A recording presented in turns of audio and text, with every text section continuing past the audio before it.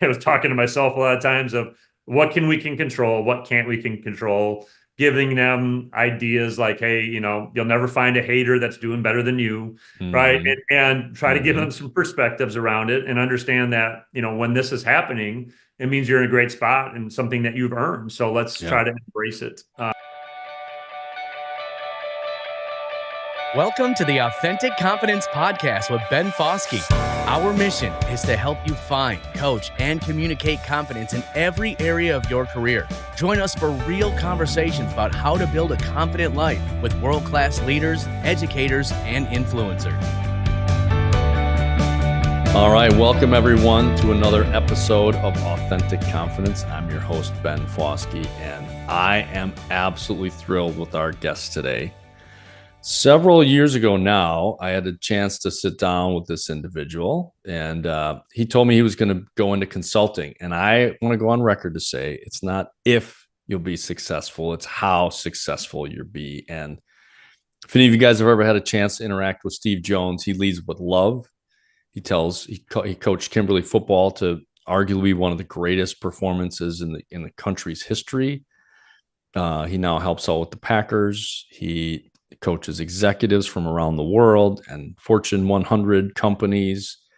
He and his partner have a company called Jaden Jones that he's doing that work with now. And he's my friend, Steve Jones. And Steve, welcome to the show. We're so thrilled to have you. And more importantly, if y'all have never gotten a chance to interact with Steve, is he's just a genuinely great guy who loves people and cares about people and is spending his career trying to help them become more successful. So thanks for joining us, Steve, on the show. And have a couple of questions to start off with you, which I always do.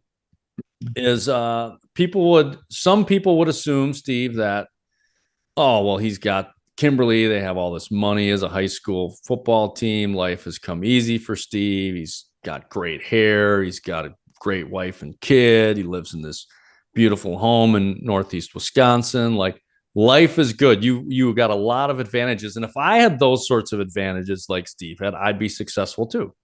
So what would be your response to someone like that? What's been your journey with confidence and sort of your evolution?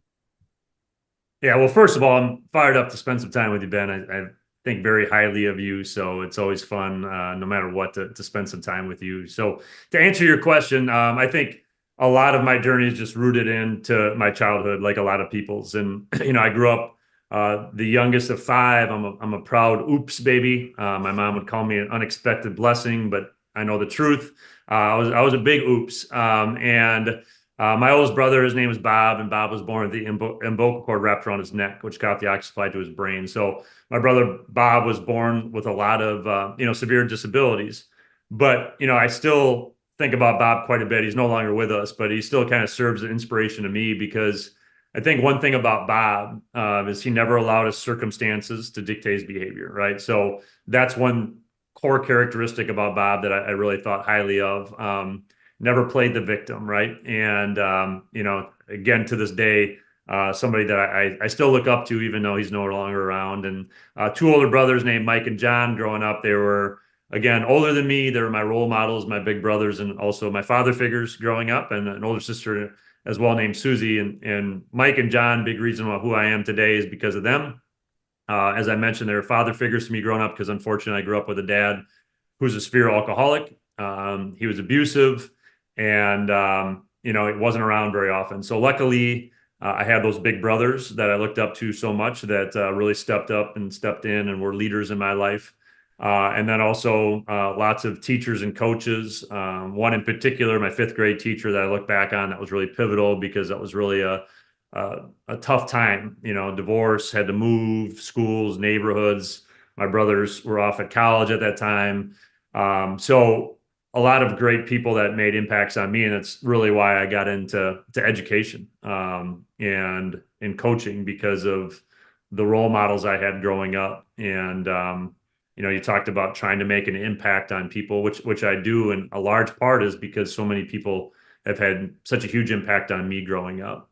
So I think that really is kind of the root of where it all started and really got into teaching and coaching to try to give back and make an impact on those kids. And as you mentioned, about a year and a half ago, made the transition to now coach adults and teach adults. So still feel like I'm a teacher and a coach at heart. Yeah. It's just a different audience, and still with the same intent to try to positively impact human beings. So what, and I hear this so often, teachers have this like superpower of being able to put deposits. So what do you think it is about, what makes up the greatest teachers from what attributes do they have, and why is it so powerful as a coach or as a teacher? Like, I'll do workshops and say, hey, tell me the most important thing that's ever happened to you. And it's always like, that seventh grade teacher that sees something. So what makes those such supernatural moments for people, do you think? Well, I think in teachers' hearts, they're getting into it for that reason. So the intent Mm-hmm. is there, right? Mm. And then I would argue too that those teachers that make the biggest impact, it wasn't necessarily about the curriculum they taught. It was about their ability to reach and move the Mm-hmm. human heart, right? Yeah. And to find opportunities to create moments for people and see things in people and believe in kids more than they believe in themselves and Yeah. encourage them when they need it. So I think it's kind of this perfect storm of kids in their journey needing some of that, some of those things I just mentioned, colliding with people that get into education because they care to make an impact. It's not about making money, but making an impact. And then to really find the sweet spot are those teachers that are really intentional and are in it to teach kids and not curriculum. Mm-hmm.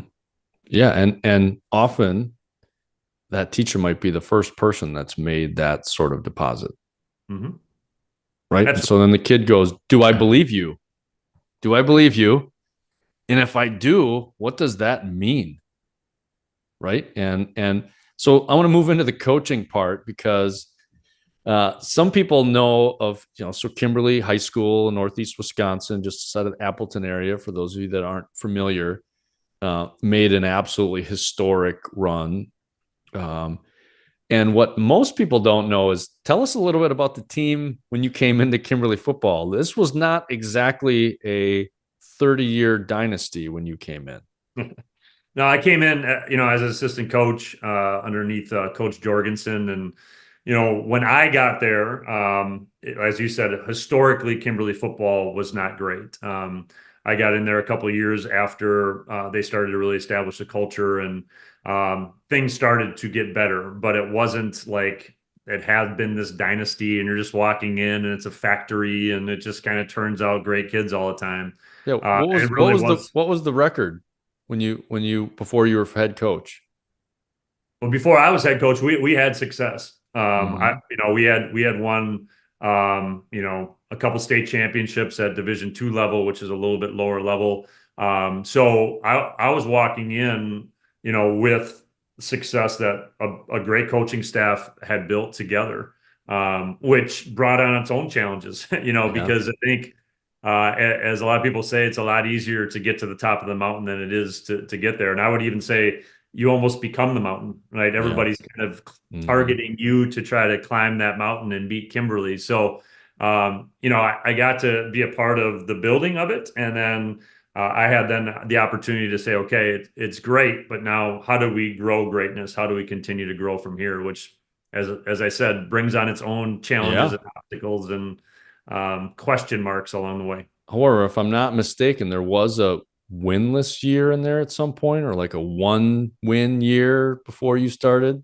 As an assistant, yep. So that's where it was kind of starting off from ground Yeah. zero. So you think about that. So what was the record that year?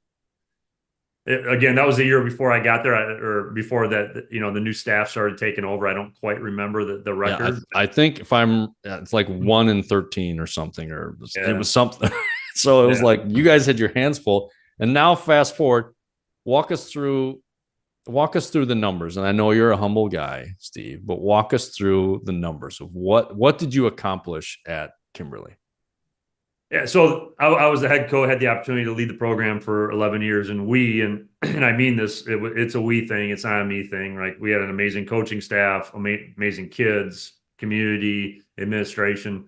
We won 129-9 and won 5 consecutive state championships, and won 70 consecutive games within that time frame. How And can you then say that without laughing? and, Like those and are we had one runner insane. up too. So almost 6 in a row, but we lost by 3 points in the state championship game. And I could probably rattle off what happened in all 9 of those losses. But yeah, so and just as equally important, I thought, is, we had over 3.5 cumulative team GPA during that time. Yeah. We gave back to the community. And I think we tried to really develop, great young men, and our purpose is that our young men left better people than when we found them. Yeah. So we felt like we did a pretty good job of that.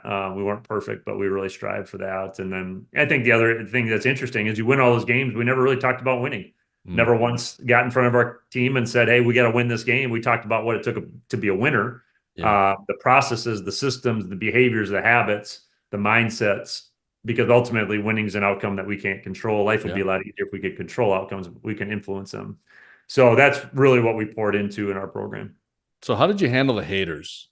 This has always been a fascinating topic to me, right? So if you're an underdog, so you guys had a really rough season a couple of years before, and people are like, you start winning, like, good, good for Kimberly. They've had a rough stretch. It's good for them. And then you start winning a little bit too much. And then all of a sudden people you find are no longer good for Kimberly anymore. What was that like for you to was this the first time really sort of dealing with haters and dealing with trolls and dealing with people who legitimately were not happy for your success? They didn't want you to win.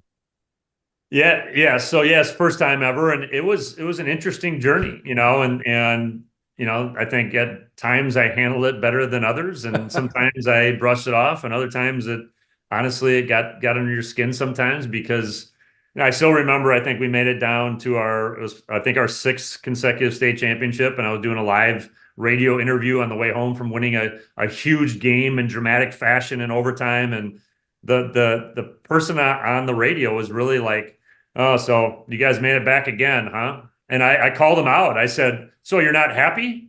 You're not happy that we're going?" I can tell by your tone. Like, I called him out on live radio.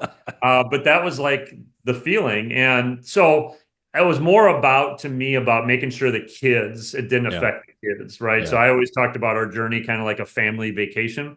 And if you're the dad, right, it's all about making sure the kids have a great experience, not so much about you. And I really try to do that, and try to really teach them, and really, and I was talking to myself a lot of times of what we can control, what can't we can control, giving them ideas like, "Hey, you'll never find a hater that's doing better than you," right? Mm-hmm. And try to give them some perspectives around it, and understand that, when this is happening, it means you're in a great spot and something that you've earned. So let's Yeah. try to embrace it. But it was not always easy at times, and you saw it even in our community, and it wasn't anything that was malicious, but like for a while there, like you couldn't get a seat at a game. You couldn't get a seat at a playoff game.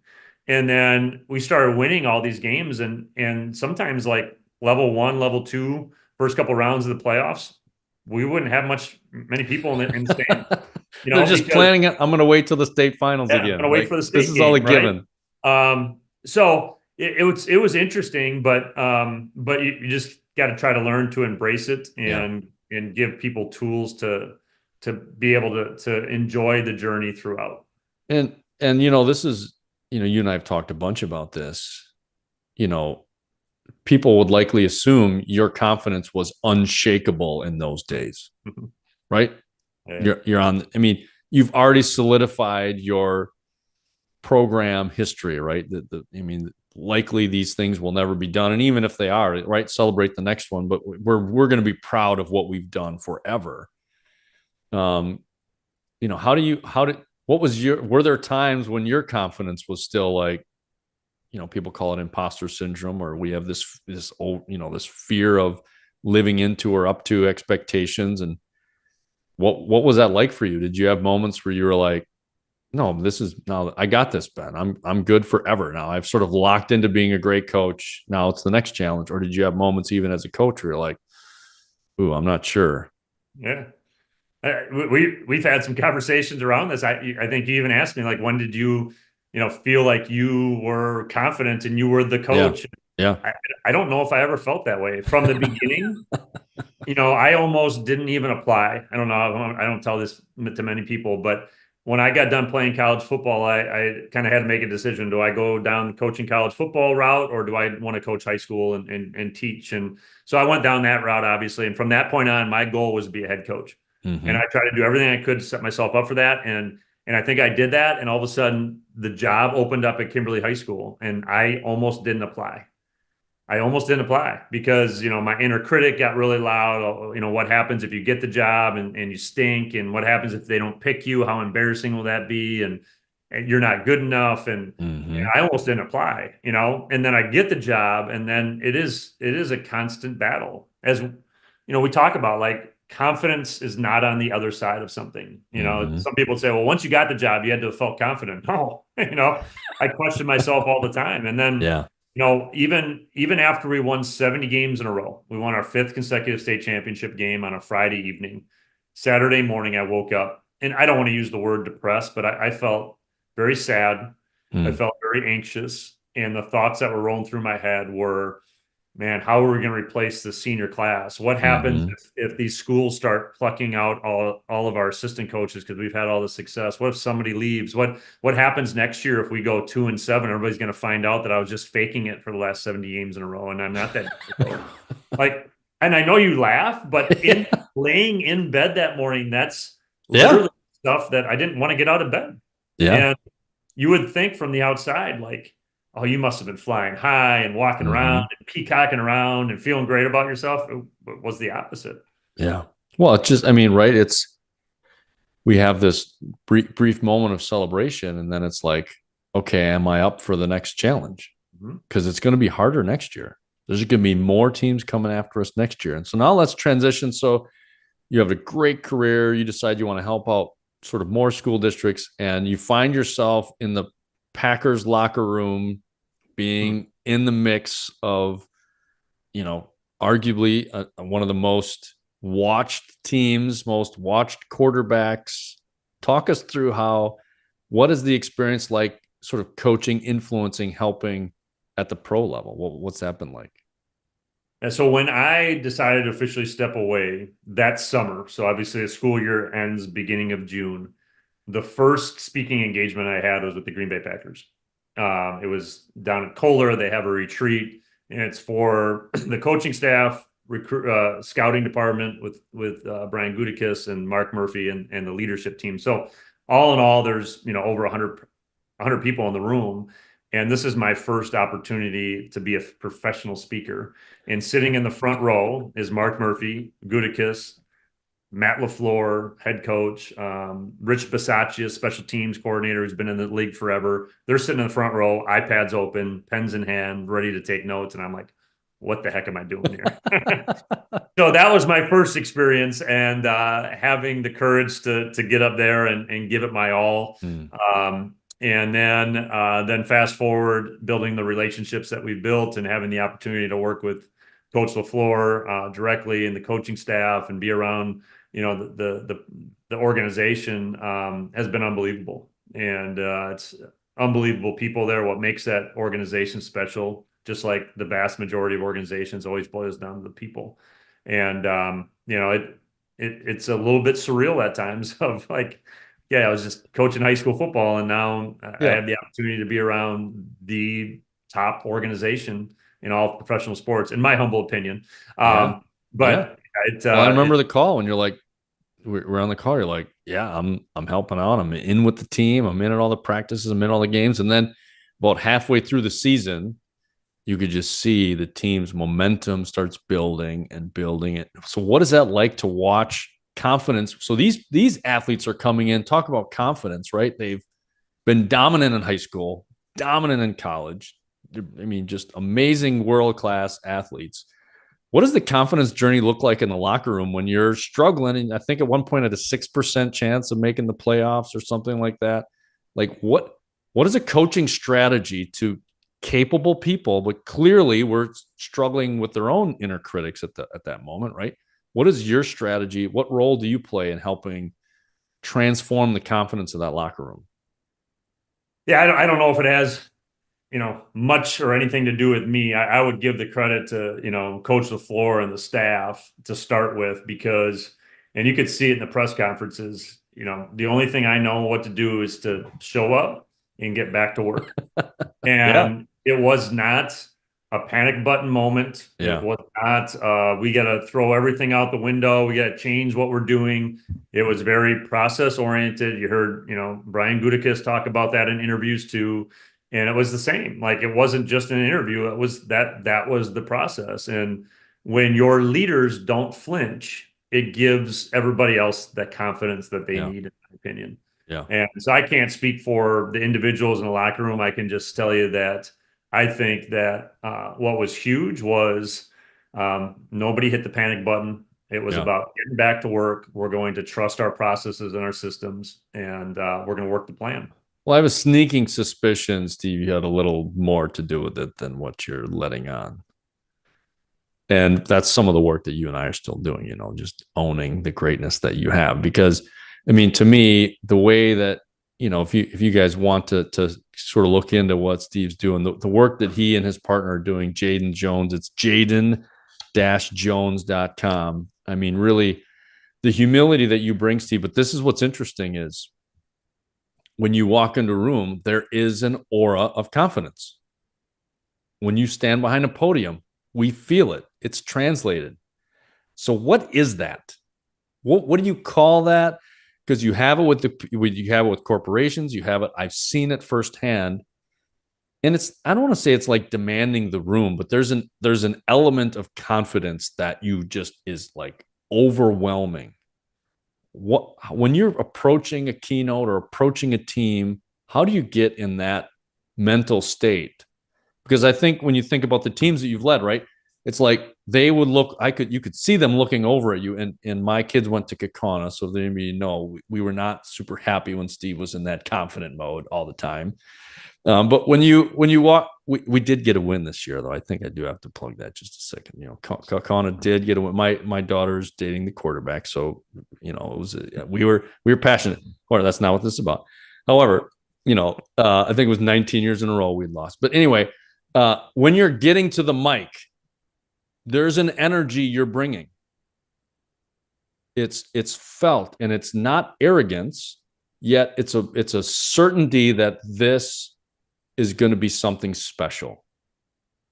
So how do you do that? How do you get in that space? How do you, when you're going to the microphone at the Packer keynote, you don't fold? How do you what is that space that you get into? Well, one, I appreciate you saying that. And I think it comes down to two things, right? In my opinion, I think it comes down to reps. Okay. So, high school kids can be some of the toughest audiences in the world because they can give you like zero feedback. They can be disinterested. Yeah. And, I was in education for 20 years. The last 13 of it, I was teaching leadership classes. So if you think about like the amount of reps I got in talking about this stuff and revamping it and what didn't hit and what made sense and then on top of it taking those things and then seeing if they actually worked in a highly competitive unpredictable situation like the football field, yeah, and then on top of it trying to motivate, inspire, and command the attention of 15 through 18-year-olds that, as their parents would say, we can't even get them to mow the lawn, but they'll wake up at 5:30 in the morning to go run hills with you. How do you get them to work together to buy into the processes and the systems when you're in the middle of 56 games in a row? Yeah. Right. So the amount of like work that had to go into that and cutting my teeth with high schoolers, as funny as that sounds, like Makes that sense. was it. So that, I think the reps helped me tremendously. Mm-hmm. I think the other thing is around belief, right? Yeah. And belief that I might not have all the answers, but I can do hard things. So, quick story for you. When they used to make swordsmiths used to take big blocks of steel, they put it in a forge of fire that was extremely hot, and they'd let that steel bake. Get hot. They'd take a big pair of tongs or tweezers, they'd take it out, they'd put it on a table, they'd take a big old hammer, and they would pound that block of steel until it cooled, and they put it back in the fire. And then they let it bake and back on the table and pound it and pound it. They do it for hours, fire pounding, until in the end, what you got was big, flexible, beautiful blade, right? And people would travel everywhere to come by the beautiful blade from the best swordsmiths, but they'd never see what happened in Hmm. the process of it making it. Yeah. And I think us as human beings, we're the same way. We need to be forged in fire. We need to go through the pounding to be shaped into who we're meant to be. And the stories that, my father and growing up, and we were on welfare, we were on, food stamps, and I had the free lunch ticket standing in line, and like didn't have the stuff that my friends had, and didn't have the dad playing baseball with me. In the end, looking back, it shaped me into who I am. It shaped me into the coach that led with love, Hmm. that loved with empathy, that was compassionate, but still had really high standards and pushed, right? It gives me the belief today that I can do hard things, that I might not know all the things that I need to know to start a business or to get in front of this, but I can do hard things, and I'm going to continue to do hard things.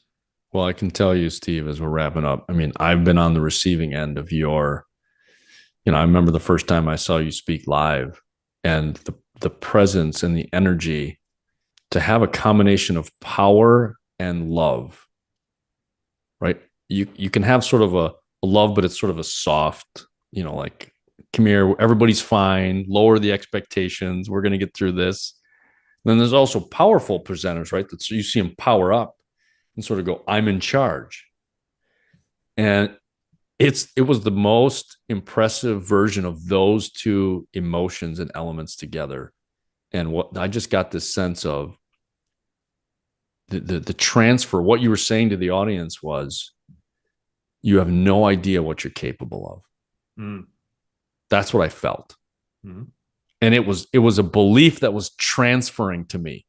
Like, it was like, you have no idea what you're capable of, more than what you're doing today. And here are the steps of how to do that. And to me, I just sat there, and I've seen thousands of keynotes, right? And it often, I'm critical. It's sort of some of the work that I do, but I remember just sitting sort of in awe of that presentation, going, the intention, and this person is doing this work because of the people in front of him. He doesn't even know them, but he loves them, and he wants them to be successful, and he's willing to do anything to unlock the mental, restrictions that they have about their life. And so, to me,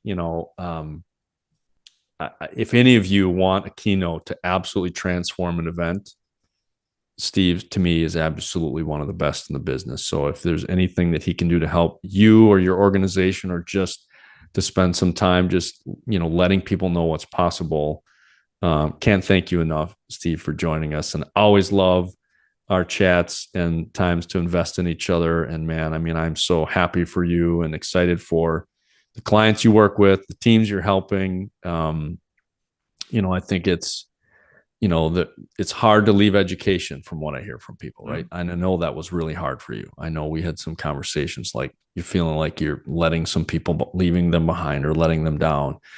And I think that was a season, and it was an amazing season. And now the season you're in, there's just that many more people that you can impact. And so thank you for doing that work. It's not easy. You could have easily ridden out your career at Kimberly, and it would have been amazing, and you would have helped a ton of kids.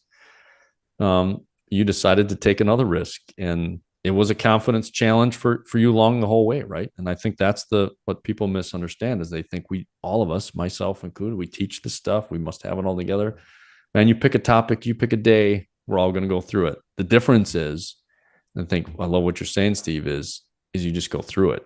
Mm. You get up and you do it again, and you get up and you do it again. And that's to me what you model. And appreciate the work that you do, appreciate our friendship, man. And thanks so much for spending some time with us here today. So any final comments or thoughts that you have for us here today?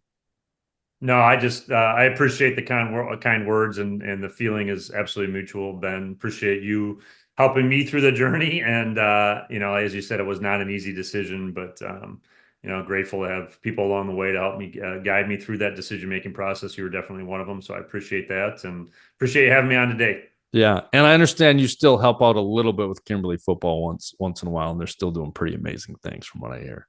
Well, they still have a special place in my heart. Still care about those people there and try to help out as best I can.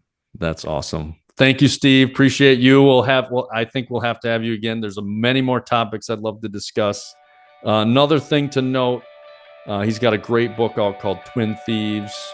Fabulous read. If anybody's interested in that too, love for you to check that out. Thanks, Steve. Thanks for coming, and we'll see you all again next time.